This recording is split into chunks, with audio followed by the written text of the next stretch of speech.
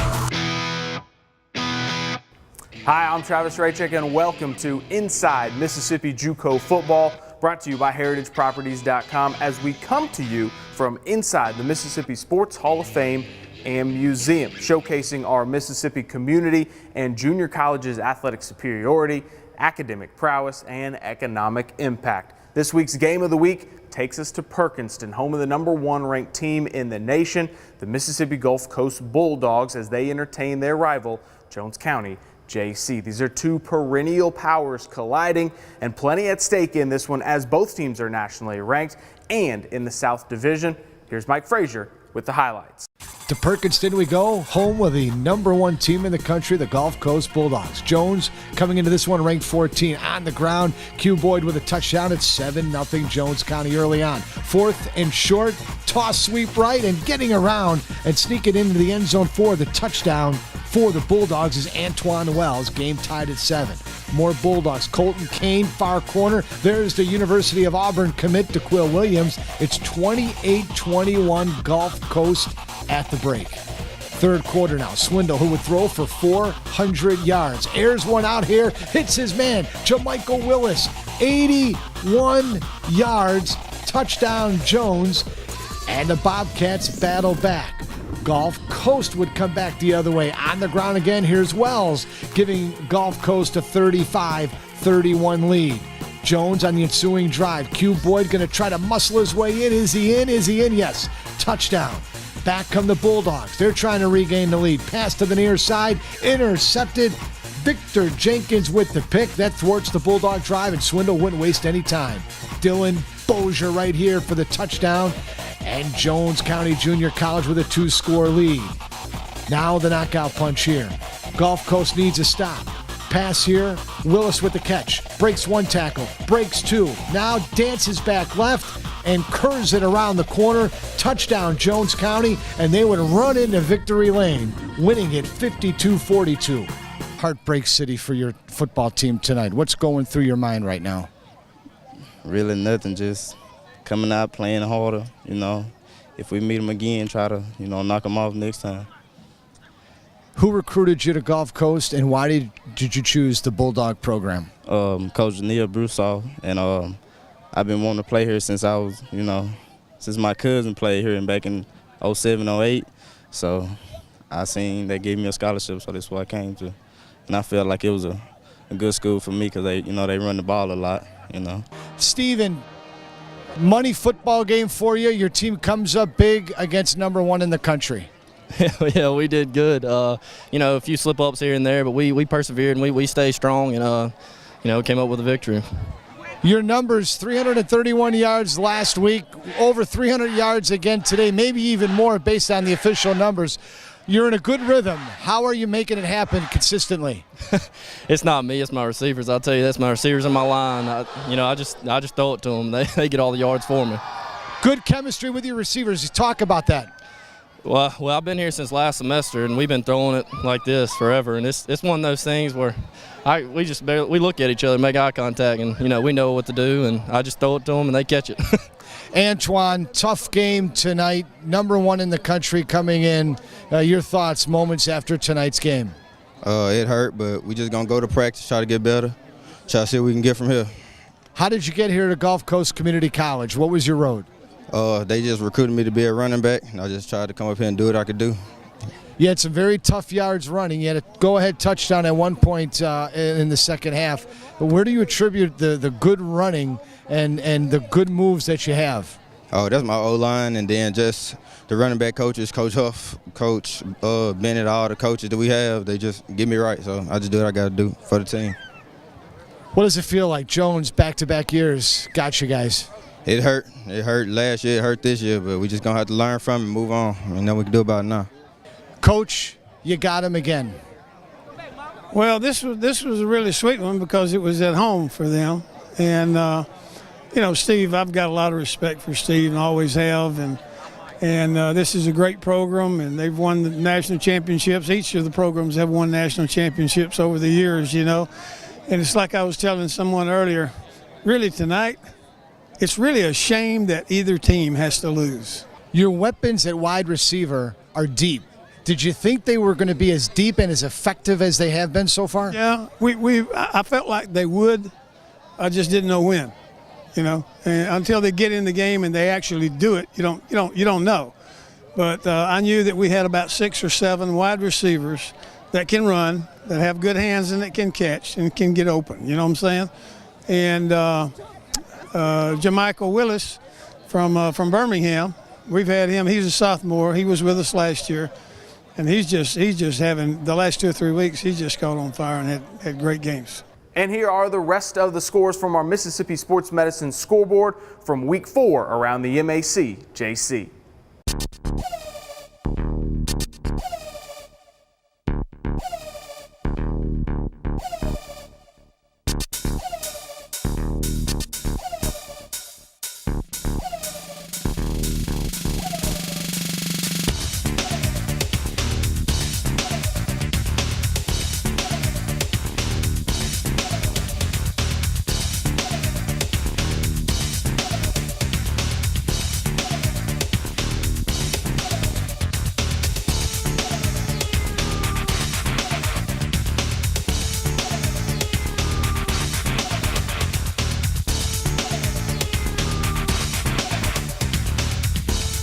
Let's take a look at the standings after Week 4.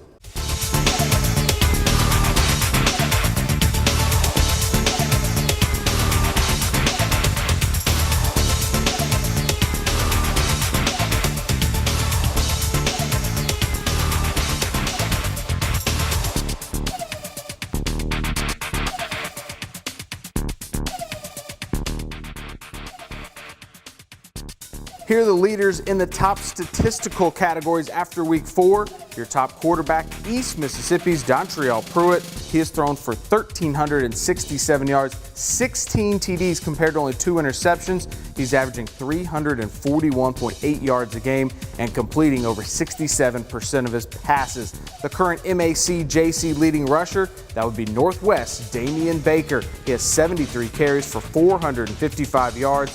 He is running for 113.8 yards a game. Your top MACJC receiver, well, that would be Jones County Junior College's Jermichael Willis.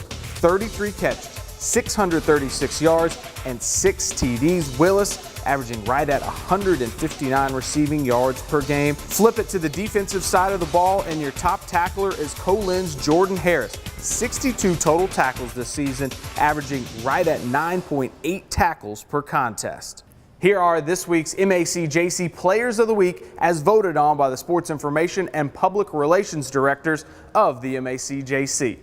On offense, it was Jones County Junior College quarterback Steven Swindle, redshirt freshman from Oak Grove, completing 22 of 36 passes for 400 yards and 4 touchdowns as Jones upset then #1 Mississippi Gulf Coast 52-42. On defense, his teammate, JCJC defensive back Victor Jenkins, the sophomore cornerback from Lumberton, had 17 solo tackles, 1 assist, 18 total tackles. Jenkins added 2 pass breakups and a crucial fourth quarter interception in the Bobcats' victory over Gulf Coast. On special teams, it was Holmes Community College punter Matt Spencer. Sophomore from Brandon had a 46.3-yard average. On 7 punts, Spencer down 2 punts inside the 20 and had 1 touchback.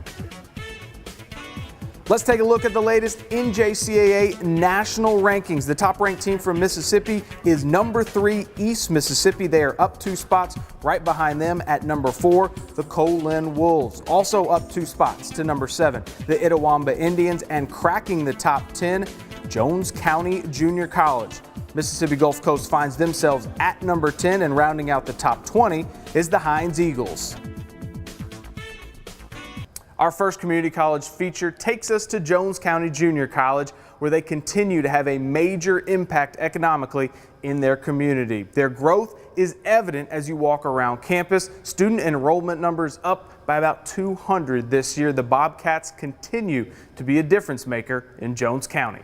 Jones County Junior College was established in 1911. Their reputation in athletics, academics, and their impact to the community profound. Dr. Jesse Smith is the 5th president here at Jones County Junior College. Let's check out the JCJC campus. And we're back inside Jones Hall on the Jones County Junior College campus, joined by Sandy Holofield, Director of Economic Development for Jones County. Sandy, if you would, tell us what kind of role Jones County Junior College plays in the community. We're so lucky to have Jones here. They are so active in so many activities inside or on the campus and outside the campus.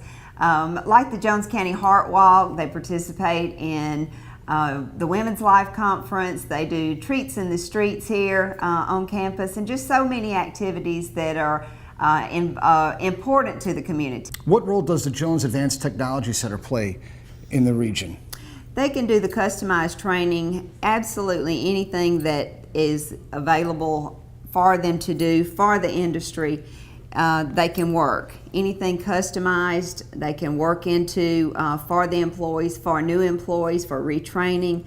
Again, they can do it on campus, they can do it at the Advanced Technology Center, or they can come into the industry and do the training for them. Where do you see in 5 years, 10 years from now, the industry that JCJC serves? I think just more of the same, just bigger and better. I think the industry will become more familiar with what they're doing here on campus, the training that they're offering. And I see the community knowing a little bit more about what's going on here on campus and the training that they're offering. Just bigger and better. And we continue our tour on the Jones County Junior College campus at the Whitehead Advanced Technology Center, joined by Finney Ruffin, Executive Marketing Director for Jones County Junior College. Finney, this facility here, what does it provide for its students and citizens? Well, the ATC Center here on our campus provides training for our workforce development. It also provides an incubation space for people who want to start up a business. It also provides support for any industry like GE Aviation who might want to move into our area and need additional training for their employees. What can Jones offer today's student? Oh wow, what can't we offer at this point is kind of how I feel.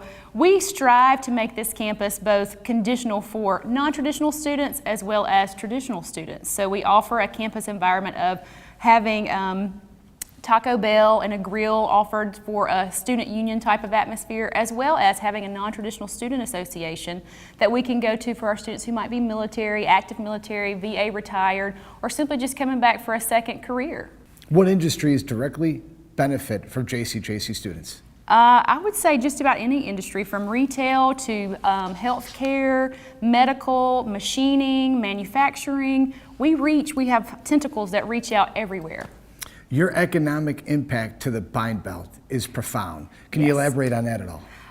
Well, the most recent example is going to be the GE Aviation plant. It was crucial for Jones County Junior College as well as the University of Southern Mississippi to be able to come together and offer training from a management level all the way down to your line worker. So we reach out not just for people coming in, but existing business like Heidelberg Oil comes in and we train their employees here on our facility campus. Finney, in the counties that you serve, what are you doing to reach out to the students? Well, currently we have 2 full centers online in each county of Jasper, as well as Wayne and also Greene. And of those counties, 2 of them have a tuition guarantee program that we've implemented, which means they can come to Jones and get their education absolutely free. So that's going to be Greene as well as Jasper. Then the Clark County Center will come online in about a year and a half, and so that'll be a whole new aspect. We'll offer a new career program there in the oil industry, so it'll only be offered on that campus. You know, outside of athletics, football, what brings students to Jones County Junior College? Not just students, but community. We have a wonderful fine arts program. We do tons of activities. We do treats in the streets. That's 5,000 to 6,000 people who come on our campus are directly impacted just by that one event. The Heart Walk comes on campus. We do the Women's Life Conference on campus. Special Olympics comes to our campus, and we host that here for them. So we engage in the community, not just by education, but also reaching out to them and giving them a place to gather and kind of reach out to everybody. Fanae, thanks for your time. Absolutely. Go Bobcats.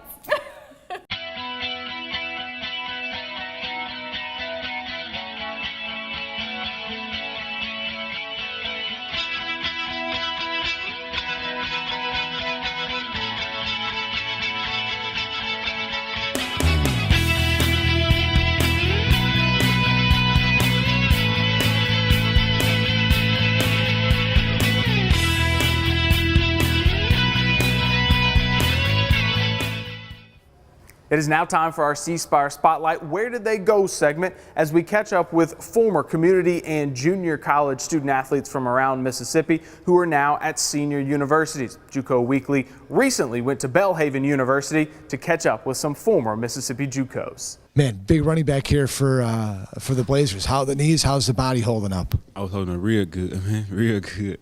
Get in the weight room, get right, you know. I'm a pretty strong cat, so that's it. Tell us about your preparation leading up to a game week in the weight room and your nutrition and all that. As far as weights go, we maintain a good program during the week before the games. And nutrition-wise, we got a steady diet, too. Steady diet, yeah. Your play down there in Perkinston, you came out of a program that has a lot of history in the win column. What was it like playing for Steve Campbell down there at Gulf Coast Community College? It was the best feeling ever. He's a great coach. It was real good. His record indicates that, but can you get a little more in depth on what a very good coach Steve is and your experience with him while you played down at Gulf Coast? As far as interacting with players and stuff, he can get along with anybody really, and his speeches bring life to everybody. So it was a real good experience for me. Can you give us a sample of one of his speeches, like a certain phrase or something he uses? Before the Pearl River game, he said his grandmother was finna die, and he said before she died that she said, "You got to be Pearl River. You got to be Pearl River." So we took that along and we won the game for him. So it was real fun. Mark, you came over here from Southwest Mississippi Community College. Why Belhaven? It was a great feel when I first got here. I vibed with the coaches, and I liked the facilities, and I liked the weight room. And they competed for a championship, and I never competed for a championship, and I came here to win. Who recruited you back in your high school days to the community and junior college level at Southwest? Coach Anthony and Coach Webster. They recruited me out of high school. What was your experience like down in Summit? It was pretty good. It actually taught me how to be a better man, a better person, and a better athlete. Our next community college feature takes us to the campus of Mississippi Gulf Coast Community College. They have been impacting their community for decades in South Mississippi, and this year is no different. MGCCC was named the winner of the Hallbrook Award for having the highest graduation rate among Mississippi's community college athletic programs. And we're coming to you from Mississippi Gulf Coast Community College. Established in 1911, they've long been a staple in the community, both athletically, academically, and economically. Let's take a tour of the Gulf Coast campus. And we're here on the Perkinston campus, here at Mississippi Gulf Coast Community College, joined by Athletic Director Ladd Taylor inside the Athletic Performance Facility. And Ladd, MGCCC, recent recipients of the Holbrook Award. Can you elaborate? Right. Very proud of winning that award. It goes out to the athletic program within our community college system that has the highest graduation rate for athletes, and we had a 98% graduation rate. So we're very proud of what we do on the field and on the court, championships won and all of that, but we're very proud of the performance and excelling in the classroom. And the Holbrook Award is just a justification for all the hard work that our athletes do inside the classroom.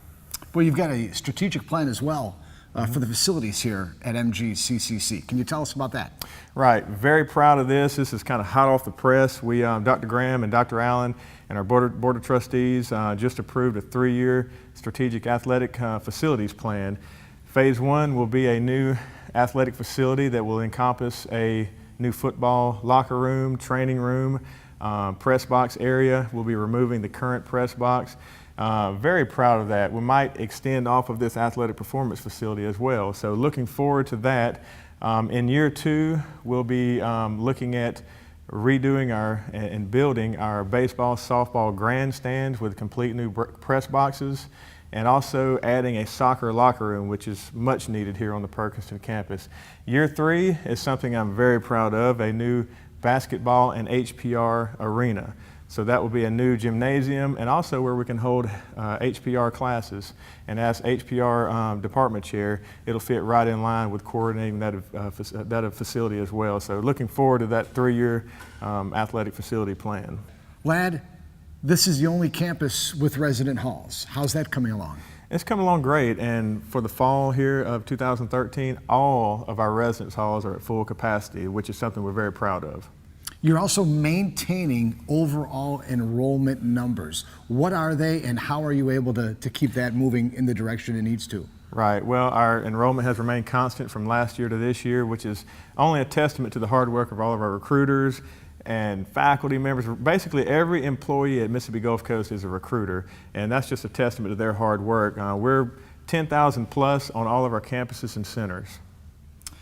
Back to on the athletic side of things, as far as the student athletes that come through here to Perkinston, you have multiple players currently playing at the highest level in the National Football League. Right. It's going to be an exciting fall to be able to follow these guys on Thursday night football, Sunday night, and Monday night. Basically, we have 7 players on active rosters in the NFL, and we have 2 on active rosters in the Canadian Football League. So very proud of that record, and we'll be featuring that on our athletic website as well. Lad, always good to visit with you. Thanks for your time and the tour here on the campus today. Thank you. That is Lad Taylor, Athletic Director for Mississippi Gulf Coast Community College.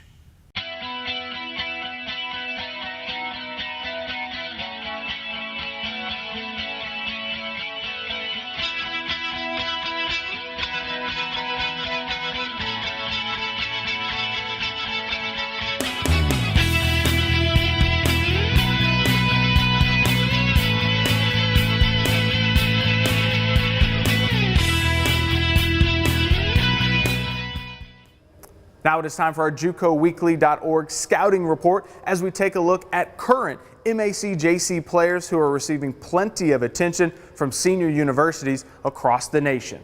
At defensive back, you have Mississippi Gulf Coast Josh Keys, 6'2", 190 pounds. He has offers from over 20 schools. As a freshman last year, Keys mainly played the corner and totaled 41 tackles, 4 tackles for loss, and had an interception.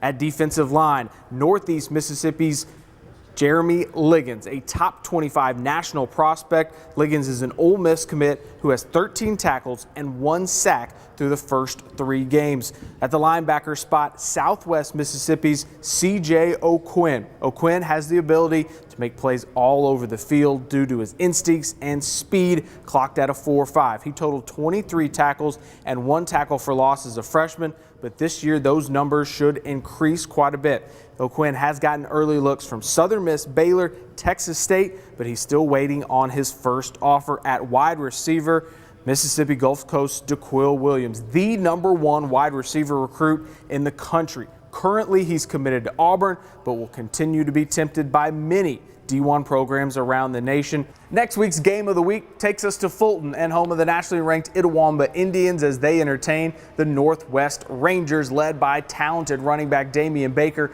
the league leader in rushing. For more information about MACJC athletics, such as stats, scores, and headline news, that can be found at JUCOweekly.org. Thanks for watching Inside Mississippi JUCO Football, brought to you by HeritageProperties.com, as we leave you from inside the Mississippi Sports Hall of Fame and Museum with some pictures from Week 4. Good night.